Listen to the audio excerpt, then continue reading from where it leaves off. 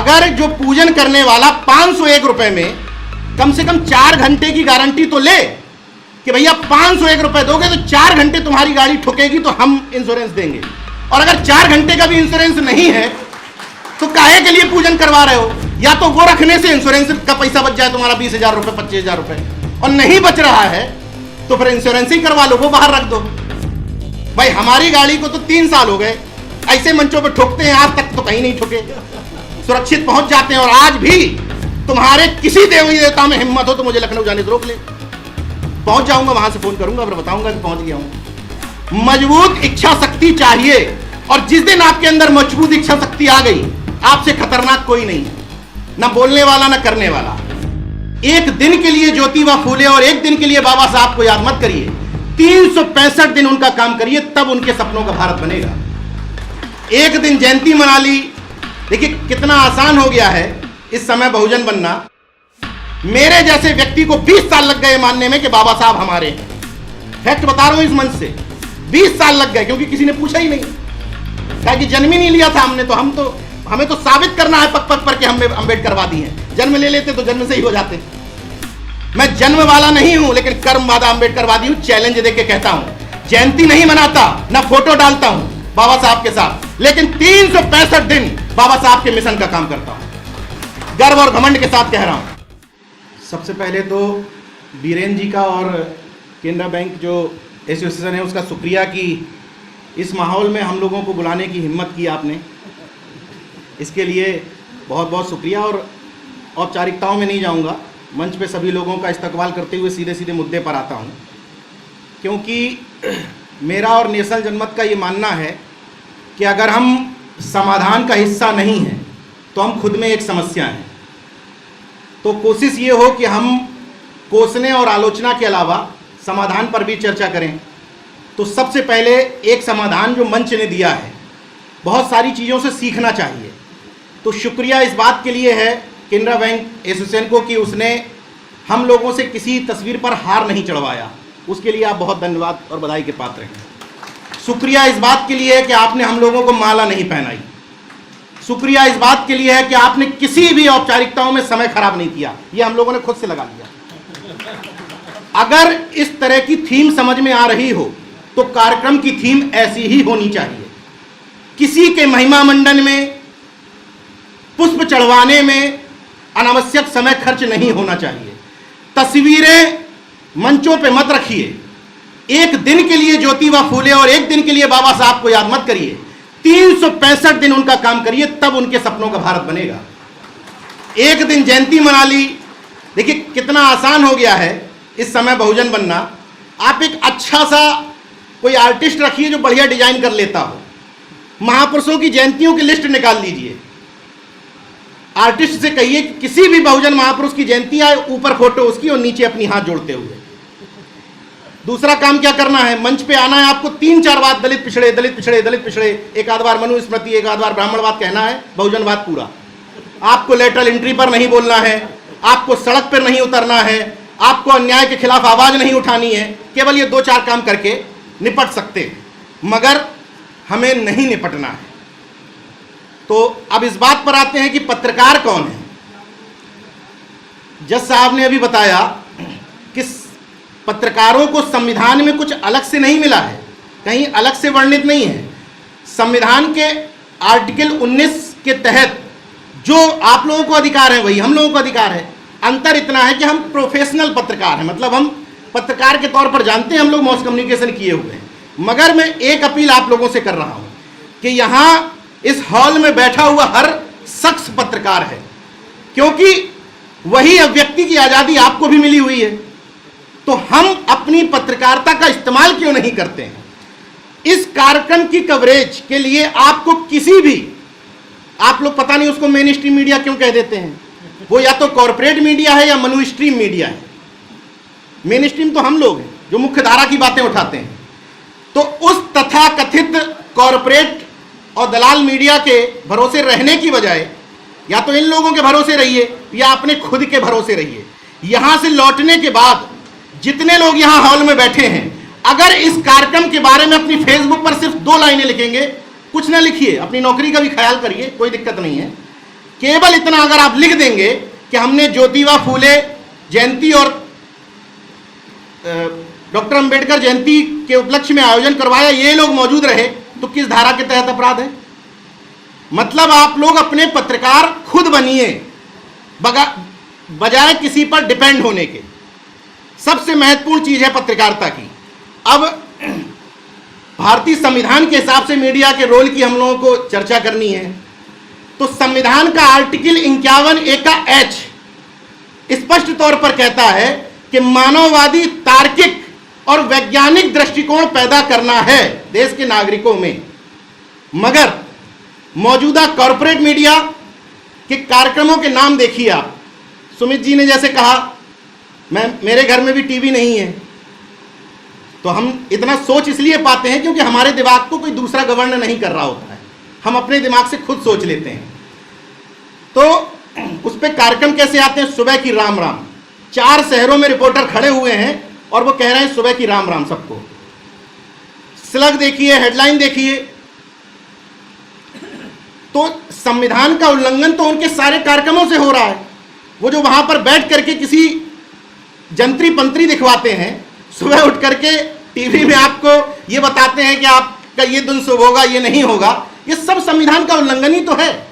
उसमें जो धर्म आयोजित डिबेट करवाते हैं, ये संविधान का उल्लंघन ही तो है। तो मौजूदा जो कॉरपोरेट मीडिया है वो संविधान के हिसाब से चल कहां रही है? वो तो अपने आकाओं के हिसाब से चल रही है, जितना पैसा डालेंगे उतना चलेगी।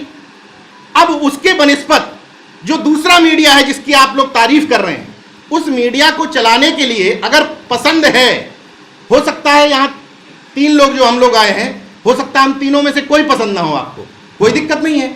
कोई तो पसंद होगा, आपके इर्द गिर्द गली मोहल्ले में कोई तो पसंद होगा कि ये लड़का अच्छा काम कर रहा है, अच्छी पत्रकारिता कर रहा है, उसी को सपोर्ट कर दो। अगर इस दलाल भांड कॉरपोरेट दरबारी मीडिया को देखने के लिए पैसे खर्च करते हो तो अपने लोगों को आगे बढ़ाने में तकलीफ कहां है? लेकिन इतने से काम नहीं चलेगा कि अच्छा कर रहे हो, करते रहो। तुम कीबोर्ड कैसे खरीदोगे, 500 रुपए का माइक कैसे खरीदोगे, ये हम नहीं बताएंगे। तो ऐसे में तो वही लोग, वही तथाकथित लोग स्वाभाविक तौर पर कब्जा किए रहेंगे आपके ऊपर, जो अभी तक करते चले आए हैं। एक और महत्वपूर्ण बात, पैसे तो कोशिश करिए कि वो इडियट बॉक्स, जो इसको बुद्धू बॉक्स कहा जाता था, पहले वो बुद्धू बॉक्स हुआ करता था, अब हम लोगों को इडियट बना रहा है वो। तो कोशिश करिए कि उसमें पहले तो फिल्टर लागू करिए। महिलाएं कम आई हैं, हाँ, एक समाधान ये भी है। बहुत सारे लोग कहते हैं नीरज भाई हम तो बदल गए, पत्नी नहीं मान रही, हम तो बदल गए, बच्चे नहीं मान रहे। उसका भी सॉल्यूशन है। सॉल्यूशन हर चीज का है, उसका सॉल्यूशन सामने है। 1 बार, 2 बार, 4 बार, 5 बार जब ऐसे कार्यक्रमों में लेकर के आएंगे और हमारे जैसे लोग बताएंगे कि हमारी शादी को 4 साल हो गए, पत्नी करवा चौथ व्रत नहीं रहती, लेकिन हम तो जीवित हैं। RS पटेल जी जैसे लोग को बता दें कि हम 20 साल हो गए हमारे। यहाँ पर बैठे हुए लोग 30-40 साल वाले उदाहरण वाले भी होंगे। जब बताएंगे कि 40 साल हो गए, मरे नहीं हैं बिना करवा चौथ के, तो कुछ तो ज्ञान चक्षु खुलेंगे।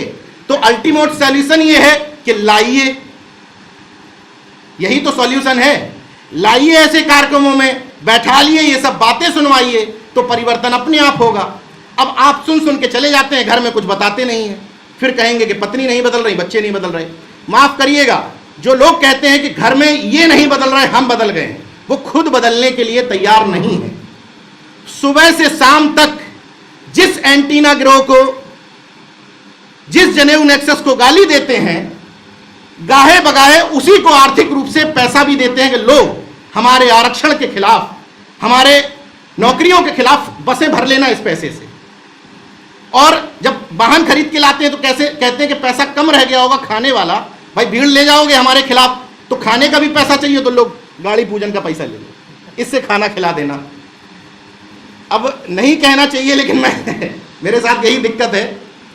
कल राम कुमार जी मुझे लेने गए थे, राम कुमार चौधरी जी लेने गए थे, तो भाई मेरे ऊपर एहसान है, लेकिन मैं बुलाई इसलिए जाता हूं क्योंकि मैं झक्की हूं। तो उनकी गाड़ी में रखे हुए थे जिन्होंने निगल लिया था, उसको सूर्य को निगल लिया था। तो अब सवाल यह है कि गाड़ी का इंश्योरेंस उनकी है या नहीं है, और अगर गाड़ी का इंश्योरेंस है तो वो क्यों है, और वो है तो इंश्योरेंस क्यों है भाई? अगर जो पूजन करने वाला 501 रुपए में कम से कम 4 घंटे की गारंटी तो ले कि भैया 501 रुपए दोगे तो 4 घंटे तुम्हारी गाड़ी ठुकेगी तो हम इंश्योरेंस देंगे, और अगर 4 घंटे का भी इंश्योरेंस नहीं है तो काहे के लिए पूजन करवा रहे हो? या तो वो रखने से इंश्योरेंस का पैसा बच जाए तुम्हारा 20,000 रुपए 25,000 रुपए, और नहीं बच रहा है तो फिर इंश्योरेंस ही करवा लो, वो बाहर रख दो।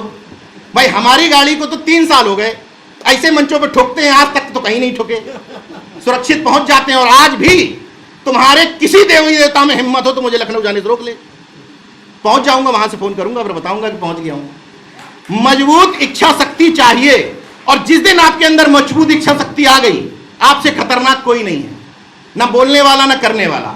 केवल पहले अपने अंदर का भय बाहर निकालिए। और एक और अनुरोध करता हूं कि अगर आप उस वाद से परेशान नहीं हैं तो मुझे कोई आपत्ति नहीं है, लेकिन उस बात से परेशान भी हैं, उसको कोसते भी हैं, ये भी बताते हैं कि उसने हमें नीचा दिखाया, हमें नीचे बनाया, और उसी को जाके पैसा भी पहुंचाते हैं। तो कम से कम जिस बात से परेशान हो उनका आर्थिक ढांचा तो तोड़ दो, अर्थ देना तो बंद कर दो, फिर बाद में देख लेंगे भाई वो मिट्टी के माधव पूजने हैं कि नहीं पूजने, वो बात की बात है।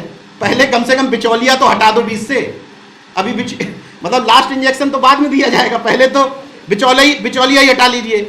पत्रकारिता को जब पढ़ रहा था तो अच्छी बात यह है कि हमारे समय में दिलीप मंडल जी जैसे लोग भी थे पढ़ाने वाले, तो उन्होंने एक लाइन समझाई थी, मुझे तो आज तक याद है, बाकी मेरे बैच में या अन्य पत्रकार साथियों में कितनों को याद है, यहां वालों को तो याद है, कंफर्म है, इसीलिए मंच पे है, कि सरकार जो बात छुपाना चाहे वो खबर है। दलाल मीडिया कहती है कि सरकार जो बताना चाहे वही खबर है। सरकार जिस बात का प्रचार प्रसार करवाना चाहती है हमसे कि ये प्रेस रिलीज लो हमने ऐसा किया है, वो खबर कब से होने लगी? वो तो विज्ञापन है, प्रचार है, और हम लोग वही ढूंढने की कोशिश करते हैं जो तुम छुपाना चाहते हो। मेरी नजरों में वही खबर है। तो अगर हम एक सिस्टम शुरू कर दें, जैसे इस मंच से तमाम सारे प्रतिमान टूटे हैं, याद करिए अपनी परिकल्पनाओं में कि बहुजन समाज ने कभी कोई कार्यक्रम आयोजित किया हो, उसका मुख्य अतिथि कोई पत्रकार हो, कोई वकील हो, कोई लेखक हो, कोई प्रोफेसर हो, चुनिंदा कार्यक्रम आपको मिलेंगे। मैं सामने वाले पर सवाल उठाने से ज्यादा इस बात पर डिपेंड करता हूं कि हम क्या कर रहे हैं। खुद से सवाल करें कि हम कितने पत्रकारों को, कितने वकीलों को, कितने लेखकों को प्रोत्साहन दे रहे हैं। जब वक्त जरूरत आती है, अनिल किशोर सर जैसे कितने लोग हैं जो मौजूदा नौकरी में रहते हुए मंच पर आकर बैठ जाएं। इसलिए अगर ब्यूरोक्रेट्स को ठोकूंगा तो ये उसमें अपवाद है ये उसमें शामिल नहीं है। मगर सवाल यही है कि आपने 2 लोगों को पूजा पूरे जीवन भर, या तो ब्यूरोक्रेट्स को या नेताओं को, और जब जरूरत पड़ी तो यही दोनों ने सबसे पहले पीठ दिखाई। सबसे पहले बाबा साहब के, ज्योतिबा फूले के, पेरियार रामस्वरूप वर्मा के, ललई यादव के, कर्पूरी ठाकुर जी के, जगदेव बाबू कुशवाहा जी के पूरे संघर्षों का असली मजा लिया नेताओं ने और ब्यूरोक्रेट्स ने, असली मजा। और सबसे ज्यादा समाज को धोखा दिया इन्हीं दोनों लोगों ने। लेकिन समाज ने सबसे ज्यादा मंचों पर बैठाला इन्हीं लोगों को, 10 किलोमीटर 15 किलोमीटर दूर से रिसीव करवाया इन्हीं लोगों को। आज आप लोगों ने परंपरा और परिपाटी बदली है, तो ऐसे लोगों को बुलाना शुरू किया है। वीरेंद्र जी के इस कार्यक्रम की केवल ताली बजा करके सराहना करने से नहीं होगा। अगर ये मॉडल ठीक लग रहा है तो इस मॉडल को एडॉप्ट भी करना होगा। देखिए हम लोग कितनी छोटी छोटी मानसिकताओं में फंसे रहते हैं कि जिस व्यक्ति को इस मंच से नाम लेके संबोधित कर दिया गया, जिस व्यक्ति को पूछ लिया भैया बोलेंगे 2 मिनट, उस व्यक्ति की नजर में कार्यक्रम अच्छा है, और जिसको आप रिकॉग्नाइज नहीं कर पाए पीछे बैठ के चला गया। अरे सब वही थे, आपस में ग्रुप बनाए एक, उन्हीं ने सब कार्यक्रम किया और खत्म हो गया। इन छोटी छोटी मेंटलिटीज से बाहर निकलना पड़ेगा। इससे आगे बढ़ते हुए एक और बात कहता हूं, हो सकता है कि अपने ही ऑफिस में, अपने ही किसी नाते रिश्तेदार से, पट्टीदार से आपका झगड़ा हो, खेत खलियान का, नाली पट्टी का, प्रमोशन का, उससे खूब लड़ लो, उसके घर ना जाओ, खाना ना खाओ, उसके साथ खूब लड़ाई लड़ते रहो। मगर जब वही शख्स प्रमोशन में रिजर्वेशन की लड़ाई लड़ रहा हो, जातिवार जनगणना की लड़ाई लड़ रहा हो तो उसके कार्यक्रम में जाके शामिल हो जाओ। अपने मिशन को व्यक्तिगत मत बनाओ। कान से सुन लो कि ये व्यक्ति मेरी बुराई कर रहा है, मगर अगर वो मिशन के लिए लड़ रहा है तो उसके प्रति समर्पित हो जाओ। ये वक्त की जरूरत है।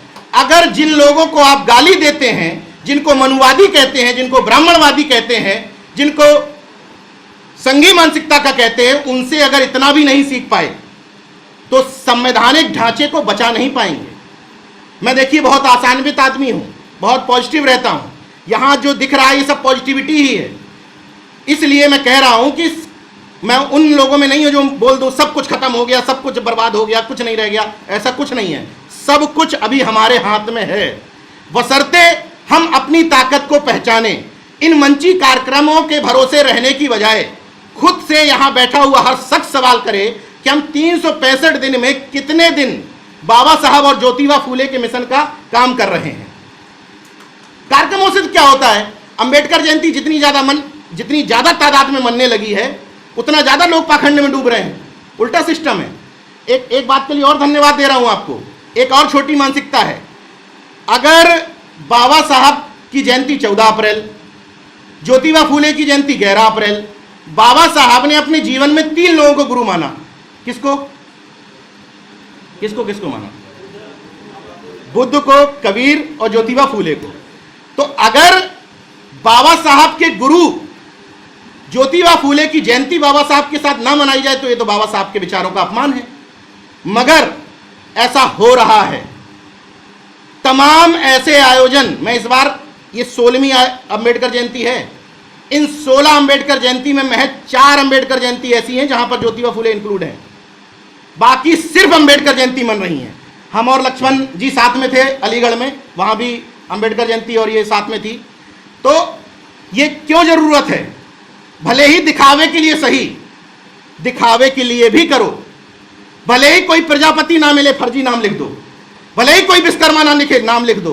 कोई कश्यप ना मिले, ये रोना मत रो कि मिल नहीं रहे। अगर नहीं मिल रहे तो आपने ईमानदारी से काम नहीं किया। मेरे जैसे व्यक्ति को 20 साल लग गए मानने में कि बाबा साहब हमारे हैं। फैक्ट बता रहा हूं इस मंच से, 20 साल लग गए, क्योंकि किसी ने पूछा ही नहीं। कहा कि जन्म ही नहीं लिया था हमने, तो हमें तो साबित करना है पक पक पर कि हमने अंबेडकरवादी हैं। जन्म ले लेते तो जन्म से ही हो जाते। मैं जन्म वाला नहीं हूं, लेकिन कर्म वाला अंबेडकरवादी हूं। चैलेंज देके कहता हूं, जयंती नहीं मनाता, ना फोटो डालता हूं बाबा साहब के साथ, लेकिन 365 दिन बाबा साहब के मिशन का काम करता हूं। गर्व और घमंड के साथ कह रहा हूं। तो अपने अपने वादों से थोड़ा थोड़ा बाहर निकलने की जरूरत है। एक और कॉन्सेप्ट शुरू हुआ है बहुजनवाद का, कि थोड़ा सा बदल गए अब हम। यार ये एक जाति से दुकानदारी चल नहीं रही ठीक ठाक, तो बहुजन बनते हैं। तो बहुजन बनने में क्या करना है? एक अपनी जाति का महापुरुष, एक बाबा साहब अंबेडकर बहुजनवादी। दूसरी जाति, एक अपनी जाति का महापुरुष, एक डॉक्टर अंबेडकर, ये भी बहुजनवादी। छौंका नहीं मारिए दाल में, मिक्स करिए, पंचमेल खिचड़ी बनाइए। मंच पर 10 लोगों में अगर 6 जाति के लोग नहीं हैं तो आप अंबेडकरवादी नहीं हैं। अगर कार्यक्रम का आयोजक, मुख्य अतिथि, संचालक तीनों एक ही जाति का है तो आप अंबेडकरवादी नहीं हैं। तीनों डिफरेंट चाहिए। इस खिचड़ी को बनाना पड़ेगा, यही वक्त की मांग है। मीडिया का रोल देखिए। आपको याद है कि मुनुचवा कब आया था? याद है? किसकी सरकार थी? अटल बिहारी वाजपेयी की। मीडिया ने बताया था कि मुनुचवा आया है, मगर यहां बैठा हुआ कोई शख्स बता दे कि उसके आसपास कहीं आया हो? आया किसी के यहां? लेकिन मीडिया ने बताया। मीडिया की भूमिका बता रहा हूं आपको। और अब फिर से वही सरकार है, विश्व के सबसे महान यशस्वी प्रधानमंत्री की, इतने मजबूत और ताकतवर है कि भाई उसके बारे में बात करने की जरूरत ही नहीं है। एक्चुअल में मजबूत है, मुझे भी बड़ा गर्व होता है। तो उनके समय में आया चोटी कटवा, तो क्यों आया? समय समय पर ये सरकारें इस दलाल, भांड, कॉरपोरेट, दरबारी मीडिया के माध्यम से ये चेक करती हैं कि मूर्खता कितनी बची है। और जब वो समझ लेते हैं कि चोटी मुंह नुचवा के समय में भी मूर्ख थे और चोटी कटवा के समय में भी मूर्ख हैं, तो इनको मंदिर पकड़ाओ, घंटा पकड़ाओ, काहे को स्कूल देना है? भाई इनका एजेंडे में ही स्कूल नहीं है, इनके एजेंडे में ही लेटरल एंट्री नहीं है, निजीकरण नहीं है, भागीदारी नहीं है, हिस्सेदारी नहीं है। तो इनको तो जो चाहिए वो पकड़ाओ। मूर्ख अभी भी हैं। ये है इस मीडिया की भूमिका। इसलिए महिलाओं से भी निवेदन है जो गिनी चुनी आई हैं कि अपने घरों में डायन, चुड़ैल, नागिन, ये सीरियल आते हैं ना, इनको नहीं देखना है। ये सीरियल इसलिए शुरू किए गए हैं समय के साथ में क्योंकि लोगों को ये समझ में आ गया था कि रामायण और महाभारत अब नहीं देखना है। इस बात की चर्चा चली तो उन्होंने कहा कि नया कॉन्सेप्ट लाओ, बाल हनुमान, कम से कम कार्टून के रूप में तो देखोगे लेकिन देखो वही बाल कृष्णा, मतलब देखो वही जो हम दिखाना चाहते हैं, भले कार्टून की शक्ल में देखो। तो अब महिलाओं को कैसे अंधविश्वास में डाला जाए? तो नागिन आ गया सीरियल, चुड़ैल आ गया, यही सब सीरियल के नाम है, डायन आ गया। तो जब तक इस इडियट बनाने वाले बॉक्स को, जो इडियट बॉक्स था आज हमें इडियट बना रहा है, उस पर लगाम न लगा करके आप वास्तविक मीडिया को नहीं देखेंगे जो आपके मुद्दों की बात कर रहा है, जन सरोकारों की बात कर रहा है, सरकार से मोर्चा ले रहा है, आंख में आंख मिला करके बात कर रहा है, तब तक स्थितियों में कोई परिवर्तन विशेष होने वाला नहीं है। अब एक अंतिम निवेदन करने के बाद बात खत्म करूंगा, ज्यादा बोलने की आदत नहीं है। एक और समस्या है कि जयंतियां तो खूब मन रही हैं, तो जयंतियां मनते मनते आगे मंदिर भी खूब बन जाएंगे, बनेंगे।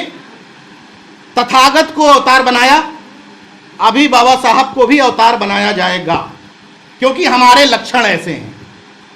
हम लोग मंच से कहते हैं कि बाबा साहब की एनिहिलेशन ऑफ कास्ट पढ़ना है मंच से, मगर बाबा साहब यहीं बैठे हुए लोगों में बाबा साहब को अगरबत्ती दिखाने वाले लोग भी होंगे, बाबा साहब के सामने हाथ जोड़ करके ऐसे फोटो खिंचाने वाले लोग भी होंगे, यहीं बैठे लोगों में तथागत बुद्ध के सामने खीर रखने वाले लोग होंगे।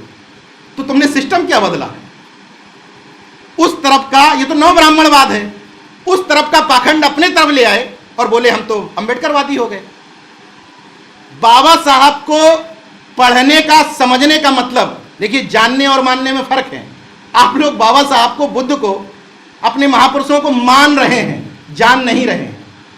और मैं जानने वाला व्यक्ति हूं, ना मैं बाबा साहब में आस्था रखता हूं, ना तथागत बुद्ध में रखता हूं, ना रामस्वरूप वर्मा में रखता हूं, ना जगदेव बाबू कुशवाहा में, ना पेरियार ललई यादव में। मैं इनमें से किसी में भी आस्था नहीं रखता, अपने माता पिता में भी आस्था नहीं रखता। मैं उन सब का अनुयायी हूं, भक्त नहीं हूं, क्योंकि मैंने उनके विचारों को समझा है, उनको पूजा नहीं है। तो हम आप भी जितने जल्दी अपने महापुरुषों को समझ करके इंटरकास्ट मैरिजेज को बढ़ावा देंगे, जितने जल्दी एक्चुअल बहुवचनवाद को लाने के लिए मंचों पर विविधता लाएंगे, स्पीकर्स में विविधता लाएंगे, अपने कार्यक्रमों में केवल, देखिए असली बहुजन कॉन्सेप्ट क्या है कि जब आप खुद से एनालिसिस करिए कि हम बात से बाहर निकले कि नहीं। जब आप घर में छोटा आयोजन करते हैं जिसमें आप कहते हैं हमने सिर्फ फैमिली के लोगों को बुलाया है, उन 10 लोगों में अगर आप 5 जाति के लोग बुला पा रहे हैं तब तो आप बात से बाहर निकलें। 100 लोगों में बुला लिए तो कोई बड़ी बात नहीं है, वो तो इसलिए कि माहौल बना रहेगा, देखो सब लोग हमारे यहाँ आए हैं। जब 10 चुनिंदा लोगों में अपना परिवार तय करोगे कि उन 10 चुनिंदा लोगों में भी अलग अलग जाति समुदाय के लोग होंगे, तब बहुजन कॉन्सेप्ट घरों में लागू हो पाएगा। वरना हम लोग बाहर से आएंगे, बहेलिया आएगा, जाल बिछाएगा, हमको फंसाएगा, लेकिन हम फंसेंगे नहीं। 2014 के पहले भी कहा गया, 2019 में भी रटा गया, लेकिन बहेलिया आता है, जाल बिछाता है, हमको फंसाता है, और हम संघर्षों के आदी हैं, हम अम्बेडकरवादी हैं। ठीक है, बहुत समय आप लोगों का नहीं लेना है, लगभग सारी बातें हो गई। मीडिया लिटरेसी यानी कि मीडिया साक्षरता हम लोगों में बेहद कम है।